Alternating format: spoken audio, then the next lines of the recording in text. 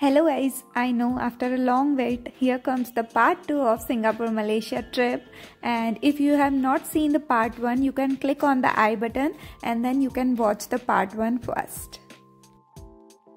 अब हम निकल रहे हैं होटल से कैरी टावर के लिए। ये मेरा आउटफिट है। हम रुके हैं पुराना होटल। सबसे पहले हम पहुंचे कुआलालंपुर टावर, जो कि केएल टावर के नाम से पॉपुलर है, और इसकी जो हाइट है वो है 421 मीटर्स, जैसा कि आप देख सकते हैं। ये इसका जो लुक है वो है। अब हमें इसके अंदर ऑब्जर्वेशन डेक पर जाकर और जो व्यू है वो देखना था, तो अभी हम जाते हैं। इसके ग्राउंड फ्लोर से हमें लिफ्ट मिलती है जो कि हमें ऑब्जर्वेशन डेक तक लेके जाती है। तो हम पहुंच गए ऑब्जर्वेशन डेक, और अब आपको दिखाते हैं कि वहाँ से व्यू कैसा दिख रहा था। और क्योंकि इवनिंग का टाइम था तो व्यू बहुत ही अच्छा आ रहा था, सनसेट हो रहा था। और ये ट्विन टावर है, आप सामने देखेंगे, ये कुछ ऐसा लग रहा था ऑब्जर्वेशन डेक से।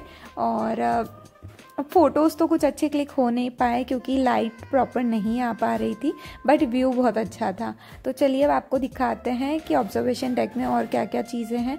तो उन्होंने कुछ इस तरीके से केएल टावर के स्ट्रक्चर्स को बताया हुआ है अंदर, और फिर हमने पूरा अच्छे से ऑब्जर्व किया। और इतनी कुछ भीड़ नहीं थी, आई डोंट नो, उस दिन रश नहीं था बिल्कुल भी, तो हम अच्छे से एक्सप्लोर कर पाए। फिर इवनिंग के टाइम पे लाइट्स ऑन हो जाती है, तो कुछ वीडियोस और फोटोज़ हमने यहाँ पर लिए। अगर आपने मेरे इंस्टाग्राम को फॉलो नहीं किया है तो आप वो चेक कर लीजिएगा। केएल टावर से आने के बाद हमने डिनर किया, और डिनर करने के बाद हम जस्ट होटल पहुँचे, और हमने सोचा कि रेस्ट क्यों करना है जब घूमने के लिए आए हैं। तो हम निकल गए फिर से, और जस्ट हमारे ही सामने होटल के सामने एक मॉल टाइप कुछ था, तो हम वहाँ चले गए। तो ये वहीं के कुछ क्लिप्स हैं। और मॉल में कुछ ऐसा हमें शॉपिंग तो करनी नहीं थी, बट हमने सोचा कि कुछ एक्सप्लोर ही कर लेते, तो बस हम वही कर रहे थे। और देखिए अब आगे आगे कुछ अच्छे फ़ोटो शूट्स की स्पेसेस थी जो मैंने इंस्टाग्राम पे पोस्ट की है, आप वो जाके ज़रूर चेक कीजिएगा। यहाँ पर आपको नीचे मेरा इंस्टाग्राम हैंडल मिल रहा है, प्लीज़ जाके फॉलो कर लीजिए। और ये वहाँ का जो पूरा लुक था वो था। अभी आप देखना कितनी प्यारी लाइट्स आएंगी, मतलब इतना सही लग रहा था ना कि आई कांट एक्सप्रेस। और वीडियो में इतना सुंदर आया है, ये बहुत ही अच्छा व्यू था, पूरा अच्छा लग रहा था एंजॉय करके। फिर हम पहुँचे हमारे होटल का जो ऊपर पूल है वो देखने के लिए, जो कि इन्फिनिटी पूल था। बट हमारा टाइम शेड्यूल ऐसा था कि हम पूल में नहीं जा पाए, और मॉर्निंग में हमें जल्दी निकलना था। तो मॉर्निंग व्यू भी मैं आपको पूल का दिखाऊंगी। तो अभी मॉर्निंग हो गई है नेक्स्ट, और हमने ब्रेकफास्ट कर लिया है। मैं आपको पूल का व्यू दिखा देती हूँ, जो कि इन्फिनिटी पूल है। अब आप देखिए, क्योंकि हमें तो मौका मिला नहीं पूल में एंजॉय करने के लिए, तो हम सिर्फ देख ही पाए। तो ये था पूल का व्यू, बहुत ही सुंदर लग रहा था। काश की टाइमिंग्स ऐसे होते कि हम एंजॉय कर पाते। ब्रेकफास्ट करने के बाद हम निकल गए होटल से, और सबसे पहले हम गए ट्विन टावर, जो कि बहुत पॉपुलर प्लेस है। अगर आप मलेशिया गए और ट्विन टावर विजिट नहीं किया तो वो ट्रिप अधूरी है। तो ये था ट्विन टावर का लुक, आप देखिए। और ये है मेरे साथ में हमारी गाइड।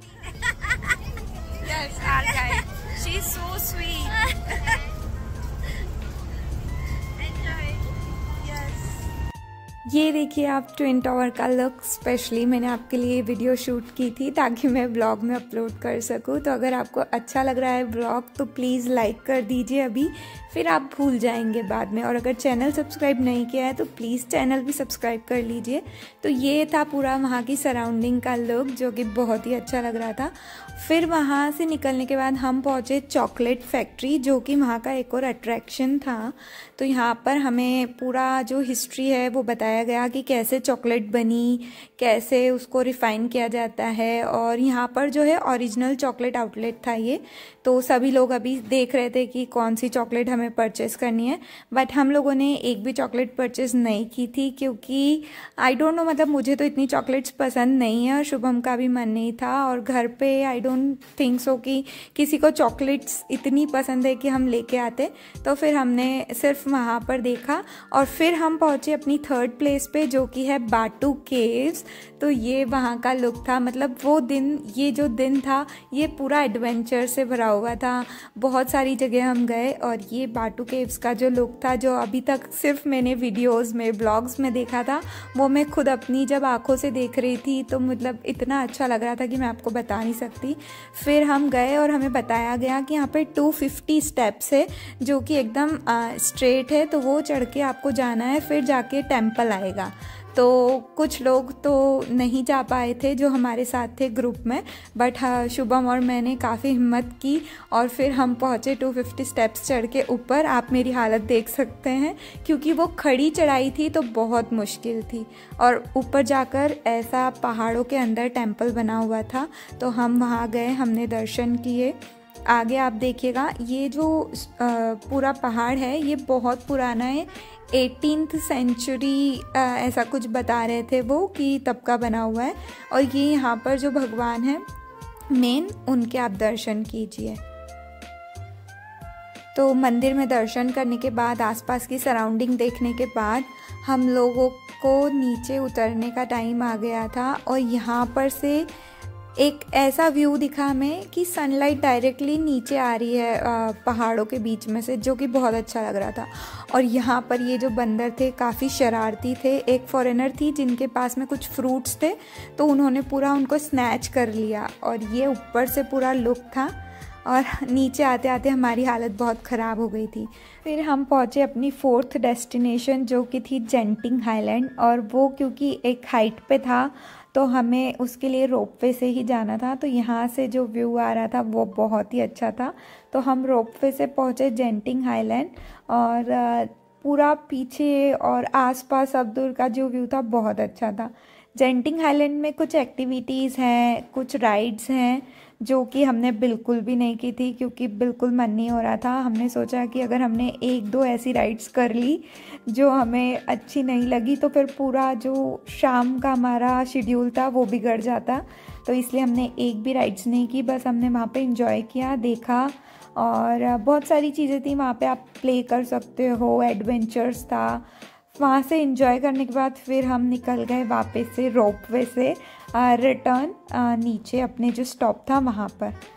फिर हमने डिनर किया और हम होटल आ गए। होटल आने के बाद फिर से हमने सोचा कि रेस्ट क्यों करना है जब घूमने ही आए हैं। तो हमें बताया गया था कि मलेशिया की एक फेमस फूड स्ट्रीट है जलन आलोर, तो हम वो पास में ही थी हमारे होटल से, तो हम वॉकिंग डिस्टेंस पे पैदल ही चले गए। और मैं आपको दिखाती हूँ, बिल्कुल अच्छी नहीं थी वो स्ट्रीट, हमें जाना ही नहीं चाहिए था, बट हम इतने इंथुसियास्टिक हैं कि अगर हम कहीं घूमने गए हैं तो बिल्कुल हम रेस्ट नहीं करेंगे। तो हम निकल गए थे बस कि हमें कुछ भी एक्सप्लोर करना है, बस जाना है घूमने के लिए। तो फिर हम चले गए और आप देखिए यहाँ पे मतलब सब कुछ नॉनवेज था, इतनी गंदी स्मेल आ रही थी। आई डोंट नो, मुझे वीडियो में आपको नहीं दिखाना चाहिए, I know, but this is how the surrounding was there. Please मतलब जो वेजिटेरियन है वो जलन आलोर नहीं जाएं, और जो नॉन वेजिटेरियंस है और वो मेरे ब्लॉग देख रहे हैं उनके लिए अच्छी जगह एक्सप्लोर करने की आप जा सकते हैं। बाकी हमें तो कुछ खाने को नहीं मिला, और वो इंदौर के सराफा बाज़ार जैसा था नॉन वेजिटेरियंस के लिए। तो अगर आप नॉन वेजिटेरियंस हैं तो आपके लिए अच्छी है फूड स्ट्रीट, वरना फिर वेजिटेरियंस तो नहीं जाएं तो ही बेटर है। तो ये कुछ वहाँ का व्यू था, और फिर हमने एंजॉय किया कॉन्सर्ट।